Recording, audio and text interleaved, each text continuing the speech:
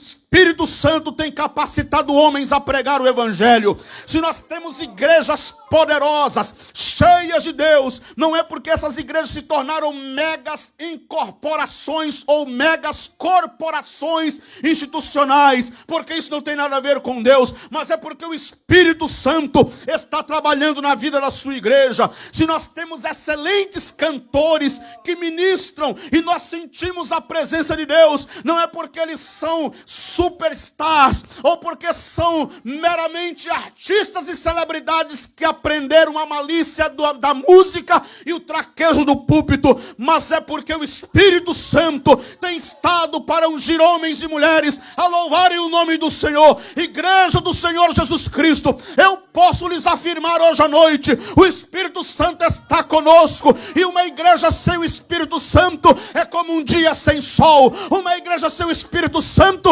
é como uma noite sem lua, uma igreja sem o Espírito Santo é como um jardim sem flores, uma igreja sem o Espírito Santo é como um carro sem motor, é como um leão sem as suas presas. Uma igreja sem o Espírito Santo está fracassada, está falida, está derrotada, mas uma igreja cheia do Espírito Santo coloca inferno para tremer, os demônios para recuar, e nós avançamos no poder do Espírito Santo, porque no poder do Espírito Santo a igreja se torna gigante e poderosa na terra.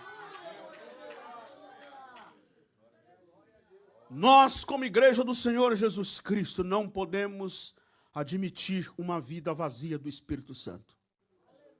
Não, mas eu sei pregar bonito. Pode ficar à vontade com a sua performance. Sem o Espírito Santo, você só palavra, só fala bonito e nada mais. Só palha. De nada adianta.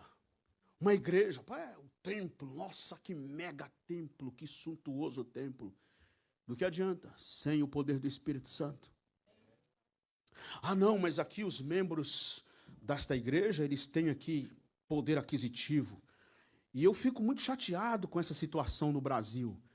Eu fico muito chateado de ver pastores, grandes figurões, grandes líderes se gabando de membros da alta sociedade e da presença política da igreja. Não, nós temos presença política, nós temos influência política. Sim, e o que adianta sem o poder do Espírito Santo? A igreja primitiva não tinha presença política, a igreja primitiva não tinha influência política, a igreja primitiva não tinha recurso financeiro, a igreja primitiva não tinha os recursos da tecnologia que o mundo pós-moderno tem, mas a igreja primitiva, em 50 anos, pregou o evangelho para o mundo inteiro de sua época, do mundo conhecido no primeiro século. E Atos dos Apóstolos, capítulo 17, diz que os povos, que as multidões, que os homens e mulheres assombrados diziam: estes que têm alvoroçado o mundo chegaram também até nós. Precisamos do poder do Espírito Santo, meus irmãos e minhas irmãs. O mundo só será abalado com a presença da igreja, se esta igreja for uma igreja cheia do Espírito Santo de Deus. No Novo Testamento, o Espírito Santo, nos Evangelhos, nós vemos em Lucas capítulo 1, versículo 35, que Jesus foi concebido pelo poder do Espírito Santo. Em Lucas 3, 21 a 22, Jesus foi cheio do Espírito Santo. Em Lucas 4, capítulo 4, versículo 1 e versículo 18, Jesus foi guiado pelo Espírito Santo. Em Mateus capítulo 12, versículo 28, Jesus expulsou demônios no poder do Espírito Santo.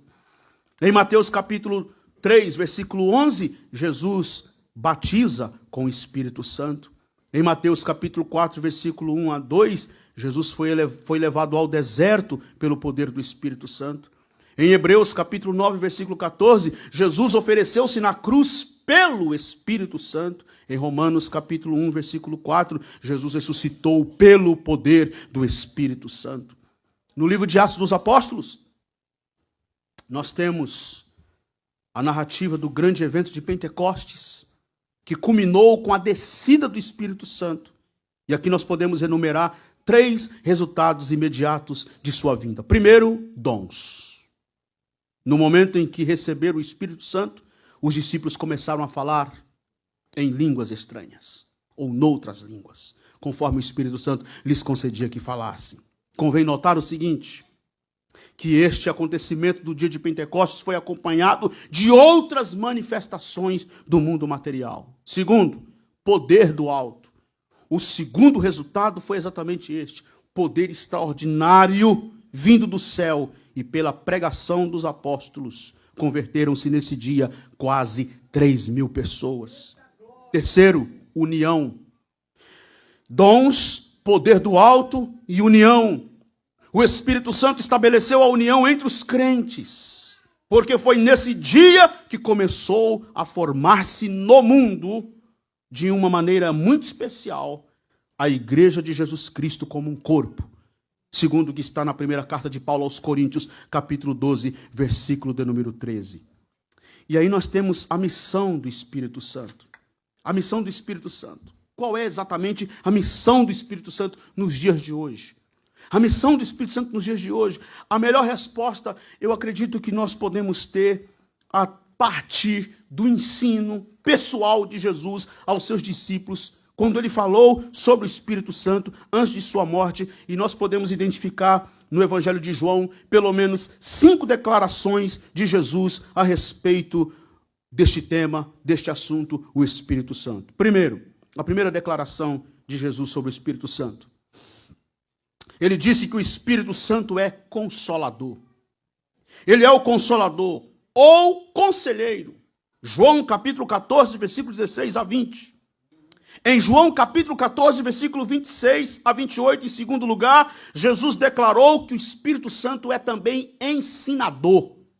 No capítulo de número 15 do Evangelho de João, versículo 6 a 27, em terceiro lugar, Jesus declarou também que o Espírito Santo é como testemunha.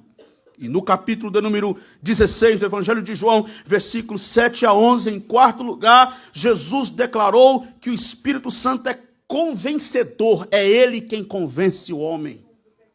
No capítulo 16 do Evangelho de João, capítulo 16, versículo 13 a 15, em quinto lugar, Jesus declarou que o Espírito Santo é também condutor. Agora, irmãos, eu, a propósito, trouxe esse livro, eu não sei se vocês já leram ou conhecem. Eu ia anotar para trazer, mas falei, é escola bíblica e eu acho até bacana quando você apresenta uma obra assim numa escola bíblica. Eu estou aqui com esta obra do nosso muito célebre teólogo, talvez um dos maiores, se não o maior teólogo pentecostal brasileiro, Antônio Gilberto. Escreveu esta obra, Verdades Pentecostais, talvez um clássico dele. E Antônio Gilberto pontuou para nós aqui, eu trouxe a propósito, como eu disse, eu ia anotar para trazer, mas eu falei, vou levar logo o livro, que além de eu fazer a propaganda e apresentar, quem não leu, leia, quem não tem, adquira, tem uma livraria ali, depois dá uma passada ali, veja se não tem esse livro lá, e já compre. Porque Antônio Gilberto destacou para nós aqui, de forma bem resumida, e eu tenho uns 5 minutos ali, quero usar esses 5 minutos para fazer essa leitura do livro do Antônio Gilberto, quando ele pontuou de forma bem sintética grandes momentos na história. Grandes momentos na história em que nós percebemos claramente a atuação do Espírito Santo promovendo o avivamento em grandes momentos da história. O primeiro que ele destaca aqui foi do ano de 130 a 200 depois de Cristo. Do ano 130 a 200 depois de Cristo, viveu um homem por nome Irineu. Ele era bispo de Lyon, na Gália. E ele declarou que no seu tempo muitos cristãos falavam línguas estranhas pelo Espírito e tinham dons, inclusive o de profecia. Irineu foi discípulo de Policarpo, bispo de Esmirna, que por sua vez fora discípulo de João o Apóstolo.